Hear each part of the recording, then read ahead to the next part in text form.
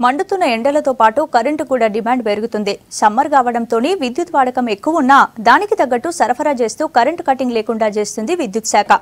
Current demand మరింత పెరిగినా cuttings లేకుండా ఇస్తామంటున్నారు ఆఫీసర్లు.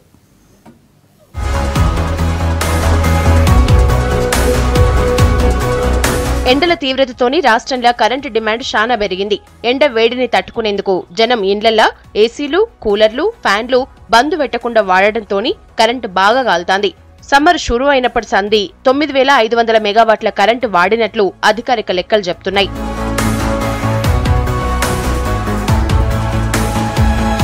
థర్మల్ నుంచి 35%, సెంట్రల్ నుంచి 30%, ఇక నాన్ కన్వెన్షన్ నుంచి 35%గా కరెంటు సప్లై అవుతోంది. అంటే థర్మల్ నుంచి 2800 మెగావాట్లు, సెంట్రల్ గవర్నమెంట్ షేర్ 2000 మెగావాట్లు, సింగరేణి 1200 మెగావాట్లు, ఛత్తీస్గఢ్ నుంచి 800 మెగావాట్లు, సోలార్ ఇతర పద్ధతుల నుంచి 1800 మెగావాట్ల పవర్ వస్తోంది. ప్రాజెక్టులల్లా నీళ్లు లేకపోవడంతోని ఈసారి హైడల్ పవర్ సప్లై జరుగుతలేదు. ఉమ్మడి రాష్ట్రంలో 9000 మెగావాట్ల కరెంటు వాడకం ఉండేదని, రాష్ట్ర సాధన తర్వాత 6 నెలలనే 9500 మెగావాట్ల కరెంటు వాడినా కట్టింగ్స్ లేకుండా అందించడమని అంటున్నారు ఆఫీసర్లు. సమ్మర్ ను దృష్టిలో పెట్టుకుని 20000 మెగావాట్ల విద్యుత్ నెట్వర్క్ ని తయారు చేసినామని చెప్తున్నారు. డిమాండ్ అనేది హైయెస్ట్ ఏదో ఒక రోజునే రికార్డ్ అవుతుంది. అది ఆల్రెడీ నేను ఇందాక 9500 మెగావాట్లు ఈ సీజన్లో మనం హైయెస్ట్ డిమాండ్ రీచ్ అయినాం.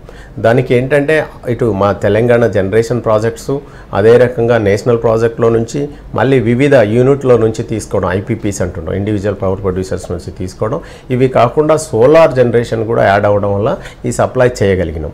అయితే ఈ నెలలో మాత్రం జస్ట్ మామూలు నార్మల్ లోడ్ అంటే హైదరాబాద్ లోడ్ ఎక్కువగా ఉండబట్టి 7500 నుంచి 8000 వరకు మనం సప్లై చేస్తున్నాం. పాత టైం అంటే తెలంగాణ ఆంధ్ర కలిసి ఉన్నప్పుడు ఓన్లీ 1800 నుంచి 2000 మాత్రమే హైదరాబాద్ లోడ్ ఉండేది. అంటే ఇప్పుడు 750 మెగావాట్ల లోడ్ పెరిగింది హైదరాబాద్ని. అదే విషయం. Thank you. ఈ సీజన్లో హైదరాబాద్ లో కరెంటు డిమాండ్ ను ముందుగానే అంచనా వేసిన సర్కార్ దానికి తగ్గట్లుగానే చర్యలు తీసుకుంది. దాంట్లో భాగంగానే 400 kV నెట్వర్క్ ను ఏర్పాటు చేసినామన్నారు అధికారులు. అయితే సిటీలో ఇప్పటికే 2750 మెగావాట్ల విద్యుత్ లోడ్ కు చేరినట్లు చెప్పినారు. 2750 మెగావాట్లు హైదరాబాద్ రీచ్ అయింది. హైదరాబాద్కు సంబంధించి చుట్టుపక్క 400 kV నెట్వర్క్ ఒకటి, ఐలాండ్ సిస్టమ్ అని చెప్పేసి, అంటే ఎక్కడ సప్లై ఇంటరప్షన్ వచ్చినా హైదరాబాద్ సప్లైకి ఇంటరప్షన్ లేకుండా ఉండడం కోసం 400 kV నెట్వర్క్ చుట్టూ రింగ్ రోడ్ ఎట్లయితే ఫామ్ చేశారో హైదరాబాద్కి, అట్లా మేము 400 kV నెట్వర్క్ రింగ్ కూడా ఫామ్ చేసాం. తర్వాత 220 kV, తర్వాత 130 kV చేసాం. ఈ నెట్వర్క్ చేయడం కాకుండా ఇటు డిస్ట్రిబ్యూషన్ 33/11 kV సబ్స్టేషన్లో నెంబర్ ఆఫ్ పవర్ ట్రాన్స్ఫార్మర్స్ను ఎన్హాన్స్మెంట్ చేసాం.